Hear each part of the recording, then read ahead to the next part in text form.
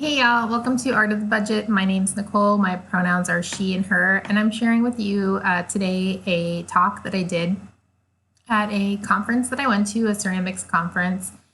So this is budgeting and retirement basics, and it's kind of geared towards artists, but it would certainly be useful information for anyone.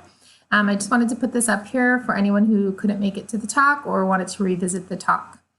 It's probably going to be about 25 minutes, so I'm going to try to be as succinct as possible. And then if you have any questions or anything, just leave them down below and I'll try to answer them or point you in the right direction. Okay, so first of all, this talk originally took place in Minneapolis, Minnesota, which is traditional Dakota land, and I'm currently standing in the Pacific Northwest on what is the traditional territory of various Coast Salish tribes. I'm Nicole. I'm a big clay dork. I'm not a financial planner of any sort. I'm a ceramic artist. I just turned 40, and thus far I've lived a pretty nomadic life in the pursuit of art. I, like many of you, have made a lot happen with few resources, and I'm no stranger to the hustle. But I've recently entered a season of my life where I've started to think about future Nicole. And I've experienced a little bit of panic. I'm not a natural saver, and I've had a healthy fear of money, banks, and the word investment forever. So when I moved across the country and started working at a job where I got paid roughly twice as much as I'd ever made, I was motivated to figure out what to do with that money. So I started watching YouTube videos. I also read a couple books, but I mostly watched YouTube videos. The cool thing is that they pretty much all say the same thing. I'm going to share with you my experience of getting a handle on my personal finance, planning for retirement, and some of those universal tips that I picked up along the way. Now, you should, of course, research these things before making any financial decisions. Like I said, I'm not a financial planner, but one of the major reasons that I wanted to share this information with you is to help you get over any fear of taking action. That's what I experienced. And while there may always be more to learn, the first few steps are pretty universal. So I'm hoping you'll feel empowered to take them. Okay, so first of all, due to inequity in our society, women, people of color, disabled folks, queer folks, fat folks will make a fraction of each dollar that a person with more privilege could make. And Black, Latinx, and Indigenous folks have access to less generational wealth in the US. So that's real. Also, I'm not working with the assumption that you've just got buckets of money laying around and you're buying too many lattes. Quite the contrary, I assume that most artists are juggling multiple jobs, subsidizing their practice, and making a lot happen with way less money than people would think is possible. And I also want to acknowledge that, while certain aspects of our identity will dictate how much access to wealth we have, for artists, a lot of times we choose freedom over stability. So, that's a legitimate choice, but I think sometimes we can forget that. But in any case, I'm going to set some of that aside for a moment and cover some basic strategies. But I just want to be clear, there are a lot of people working full-time jobs who just simply do not make enough to survive. My hope is that whether you're coming from a working class background like me, or grew up with much less or much more financial stability, if you just don't know where to start, if you're not a natural saver, if you need to learn a little bit about investment or retirement, that this talk will be helpful. Regardless of where your finances are right now and those different circumstances that impact them, the simple act of figuring out what you've got, what you need, and what you want can be transformative. Okay. So I want to share a quick story. This was years ago, and I didn't realize at the time, but it was the beginning of my financial literacy. Just funny. While a graduate student at the University of Florida, I had the opportunity to participate in a creative capital workshop, including a budgeting workshop with Andrew Simone. I don't remember a lot of what we talked about, but what I do remember, because he said, if you don't remember anything else from this workshop, remember this, was that he had us do a budget that included everything we needed to live, as well as all the extras, like contributing to retirement, taking vacation, buying gifts, etc. From that, we figured out what kind of salary we needed to be paying ourselves. I wrote down that number in yearly, monthly, and weekly salary and placed it in my wallet. I've still got that piece of paper in my wallet. At the time, the salary I wanted was $30,000. So I could not even really imagine having that much money. A few months after graduating, I was working a couple of part-time jobs and trying to sell work. And one day I looked at that piece of paper and did the math. I wasn't super close to my goal, but suddenly that number meant something. It was suddenly a goal. I knew how many more dollars I wanted to make. In the next few months, I picked up an adjuncting gig, and when I did the math again, I was nearly there. I've kept that slip of paper in my wallet ever since and have added slips of paper with new numbers. While I was preparing for this talk, I took my income from the first quarter of 2019, multiplied it by 4, and realized I've again gotten way closer to that dream number than I thought I could. And I want to be clear, this wasn't a secret. I wasn't manifesting this income. I think that knowing that number helped me take action to get closer to it, taking a lot of jobs. And the rest of this talk is about that type of action. Okay, so there we go, budgeting. When it comes to budgeting, everyone is going to be starting from somewhere different. You'll have to figure out what money is going out each month. If you use a debit card or a credit card, you can pull 3 months of statements and categorize each expense on a piece of paper or a spreadsheet.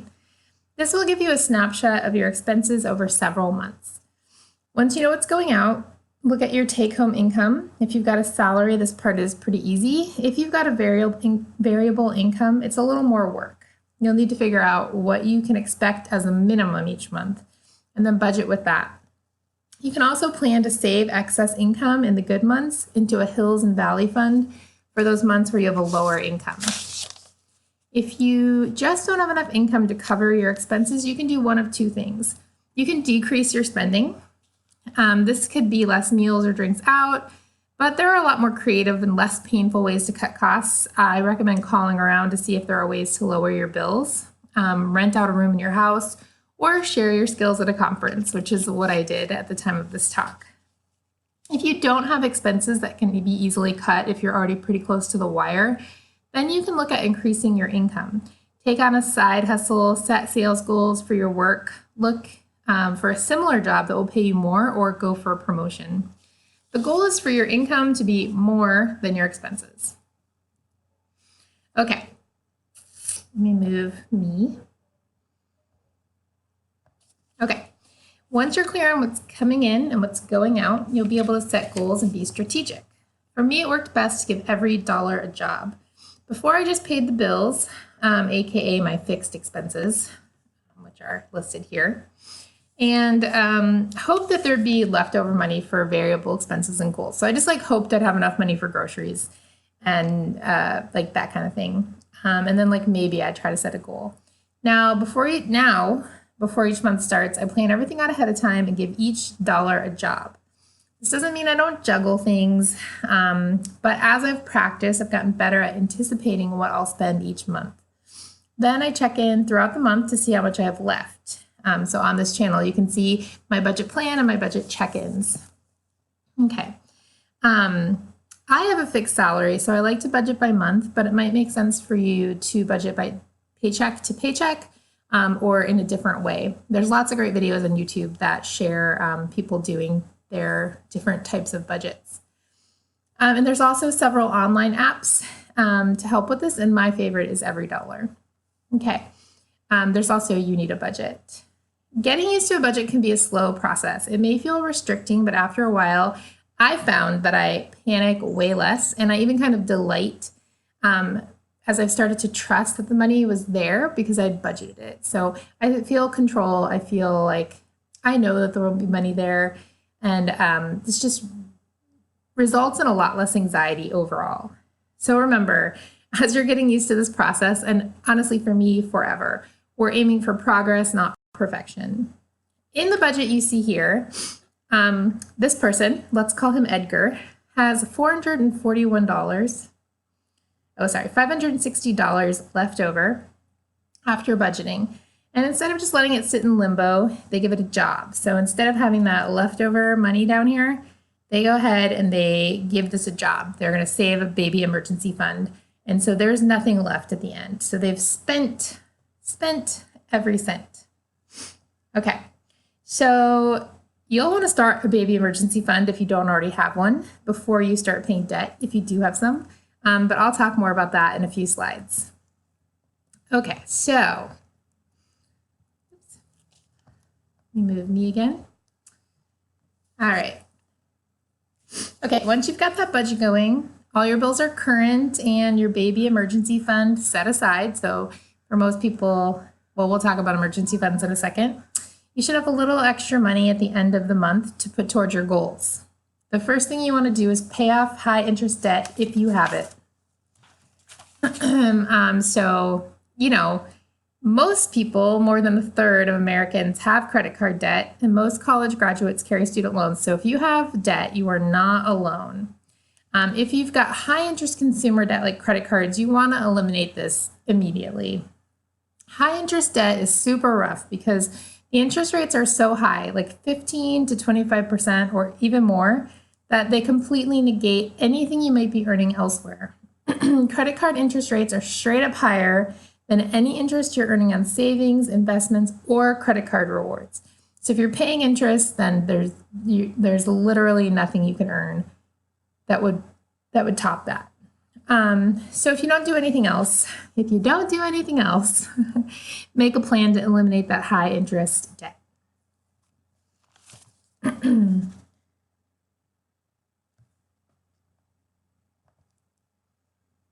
Okay, there are several ways to pay off your debt, and two popular ways are the debt snowball and the debt avalanche. The debt snowball sets you up for psychological boosts by having you pay your debts smallest to largest, thereby accomplishing wins early on. The debt avalanche orders your debts from highest interest rate to lowest, saving you the most money over time. For some, it makes sense to combine methods, adjusting as you pay accounts off. There's no right or wrong way to pay off debt. Whatever gets you results is the way to go. Once you pay off a credit card, you'll want to make sure not to run it up again. Your baby emergency fund will help with this because you can access that instead of debt if something comes up.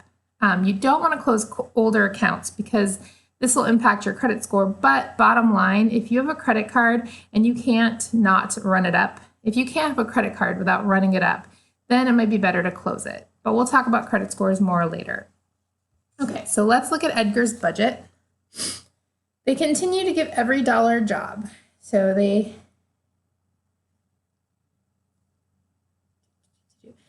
continue to give every dollar a job. Instead of using this $560 for a baby emergency fund, they're using it for extra debt payments.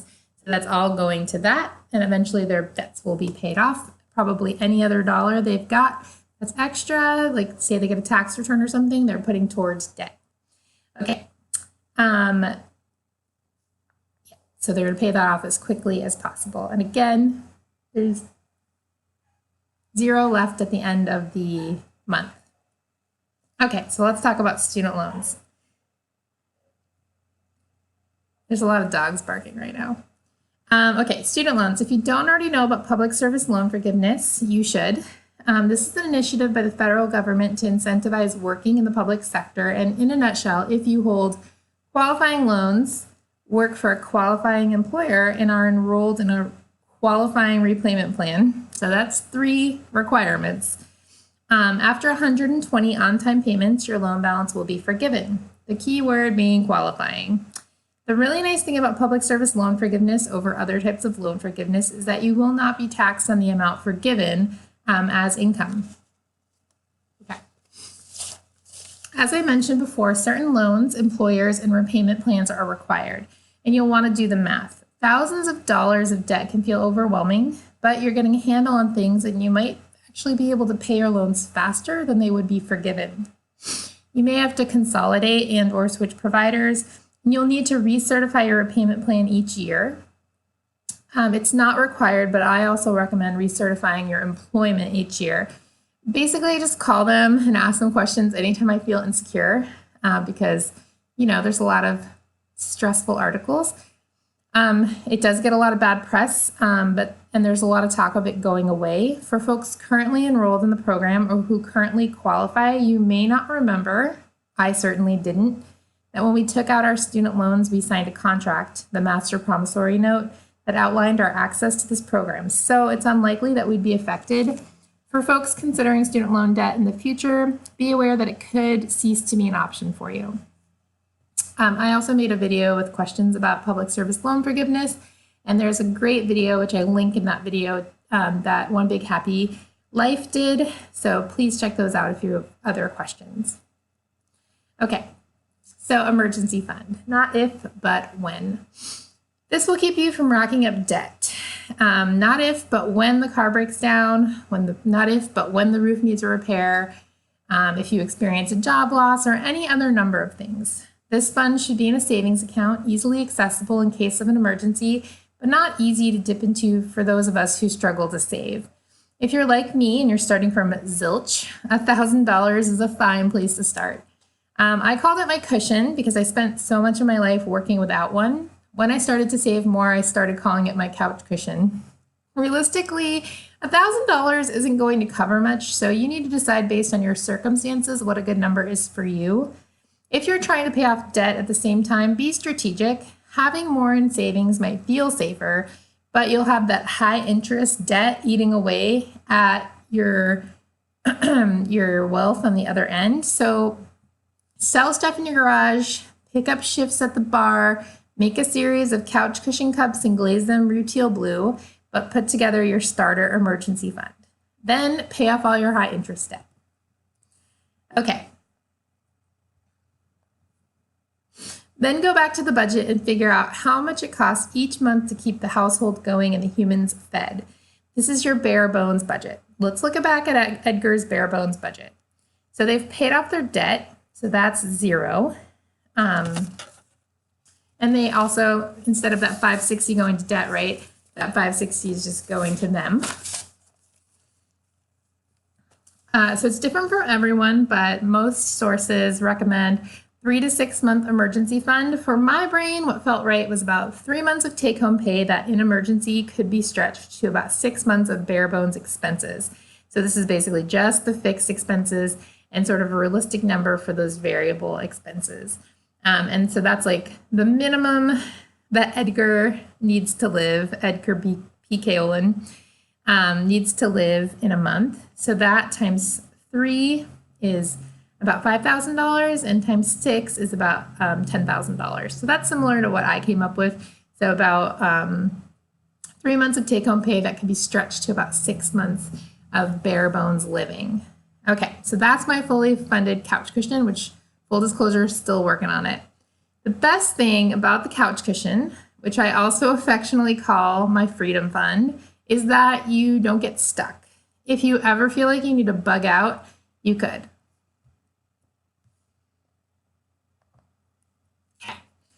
Once you've got your couch cushion funded, you might want to establish sinking funds.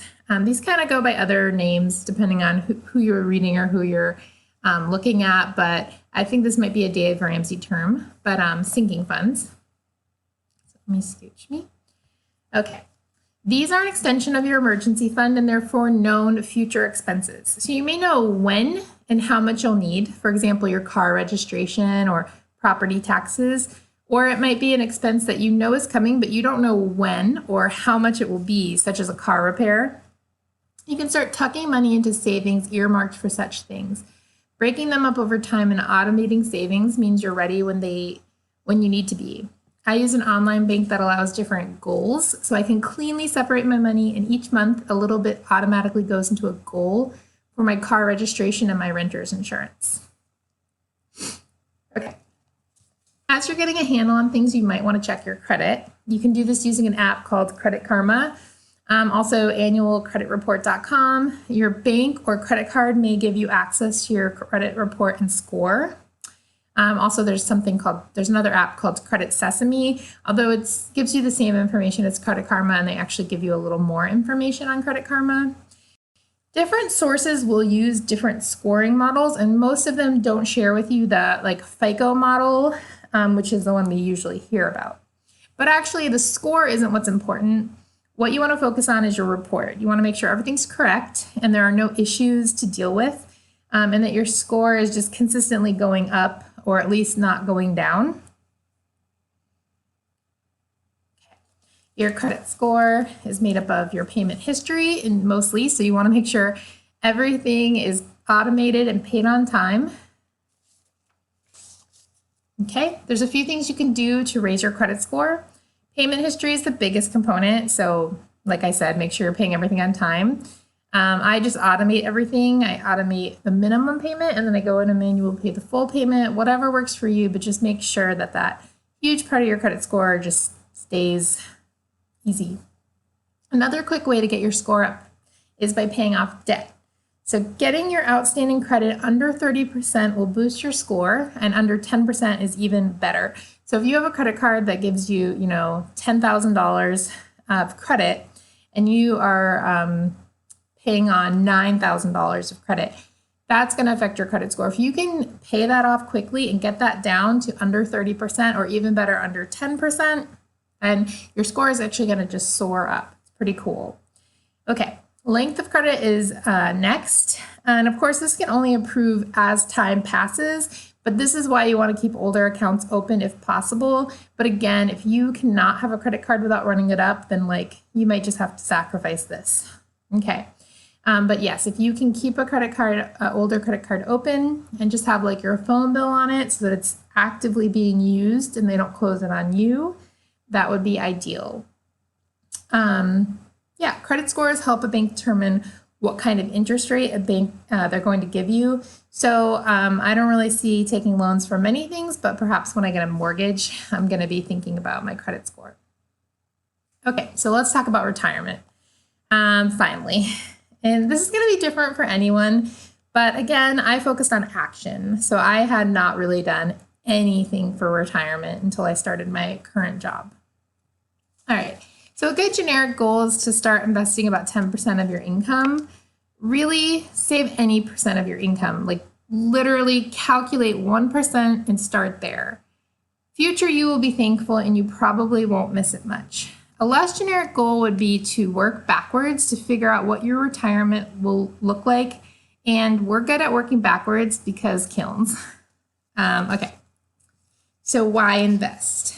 Since I've been obsessed with this topic, I've had people say to me, I'm not going to live that long, or I'm an artist, I never want to retire. And I get it. I hope that I can make work until the day I die. But if I'm being honest, that I hope that future Nicole will have a chance to make work without the burden of making survival income. And perhaps more importantly, should I experience illness or injury that keeps me from working, either in the studio or at a job, I hope I can still provide for myself. Some other good reasons are that we don't know how much or even if we'll be able to rely on Social Security. If you're my age or younger, it's unclear.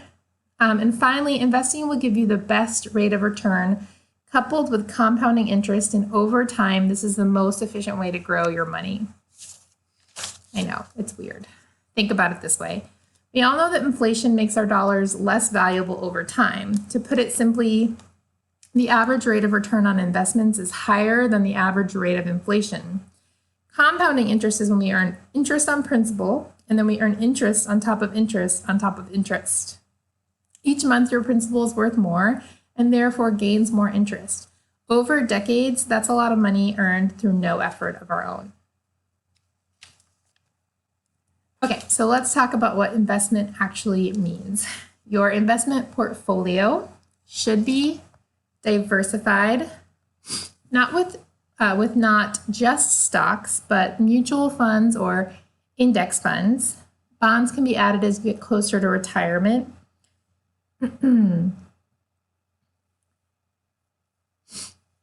So let's talk about what investment actually means. Your investment portfolio, all the stuff you're invested in, should be diversified, meaning you've got eggs in different baskets, with not stocks, which are very volatile little pieces of ownership in a corporation, but mutual funds or index funds, which are slices of hundreds of corporations, sometimes even the entire market. Bonds, which are more stable than stocks but bring less return, can be added as you get closer to retirement. Passively managed, which means managed by algorithms, index funds or ETFs, which are pretty similar to index funds for the purposes of this talk, statistically outperform actively managed or managed by a person fund. When investing, you need to match your choices to your risk tolerance, how comfortable you are with risk, and or how much risk you're advised to take in relation to how close to retirement you are. Now, you might be thinking, you said the word risk a lot of times, what up with that? But despite the ebbs and flows that are sensationalized in news, the stock market has always gone up. And when it stops going up forever, that's going to be the apocalypse or potentially the utopia, but we'll have other things to think about. To put it very simply, investment will always carry risk, but diversification and most importantly, time will weather most ups and downs. All right, how much do I need? Some models suggest having $1 million invested by retirement. Others say $100,000 for each $500 of monthly pay you'd like. These numbers depend on what you'd like your retirement to look like, whether Social Security will be a thing, and the support structures you have. There are lots of online calculators to help you prepare. Honestly, if you do a quick search of how much you need to retire, most results are going to be pretty highfalutin, fancy people numbers, so don't be intimidated. For me, I'm not banking on Social Security or inheritance, and I'm getting started a little late, so I'm choosing to funnel as much as possible into my retirement. Ultimately, though, something is better than nothing, and now is better than later. I'll say that one more time. Something is better than nothing. Now is better than later. Okay, got to start investing in retirement like yesterday. What do I actually do? Well, this is what I do. This is what I did. This is what I'm doing. If I had a 401k with a match, I would take that. So put in as much as you need to get that match because that's free money. So we talked about returns, right? So bank account, if it's good, might give you 2%, maybe a little more. The stock market or like investing, not necessarily in stocks, as we talked about, is going to give you like 6 to 8% on average. And if you get an employer match, that is 100%. So I would take that. Then I would kill any high interest debt, like credit cards. The compounding interest working against you here will annihilate any returns you're getting on investments. Okay, next, I would max out an IRA or an individual retirement account. More on that later. If you've still got money to play with, then go back to that employer-sponsored 401k and max that out. Or if you're self-employed, consider a SEP IRA or a solo 401k. So these are similar to the products you can get from an employer, but they are for folks who are self-employed. And they have slightly higher limits, which is pretty cool. All right, let's talk about what these things actually mean. Also, we're very close to the end, and I did put a little camera on here for folks at the conference because I figured you could just snap a picture. But I'm going to go through it. So these are all retirement accounts, and they're tax advantaged. There are other types of investment accounts, but I'm not going to talk about them right now. Tax deferred means you'll pay taxes on this money and its earnings when you withdraw it in retirement, and it lowers your taxable income in the present. So if you contribute money to these, then you're paying taxes on less this year. Tax-free earnings means you pay taxes on all your contributions in the present. So you pay the same amount of taxes this year as you would have, but once you contribute that money, they grow tax-free, and you are not responsible for any taxes later in life. These will have the prefix Roth. 401ks or 403bs are employer-sponsored retirement accounts in which your contributions are tax-deferred. Roth-style 401ks are less common but exist. Your employer may offer to match the funds you contribute, which you should take. All right. Individual retirement accounts or IRAs are retirement accounts that you open on your own. You may open them instead of or in addition to your employer-sponsored account. Traditional IRAs are tax deferred and Roth IRAs grow tax free. And then finally, SEP IRAs and solo 401ks are self-employed retirement accounts with considerably higher contribution allowances than other vehicles. All right, so that's all I've got for you. I did make a little checklist for you if you'd like, and I have included a list of resources, including some of my favorite YouTube channels. I gotta say, since I made this list, I've added a few, but these are classics, excellent classics. All right. Thank you. And I'm just going to leave that up there in case you want to take a screenshot. Thank you.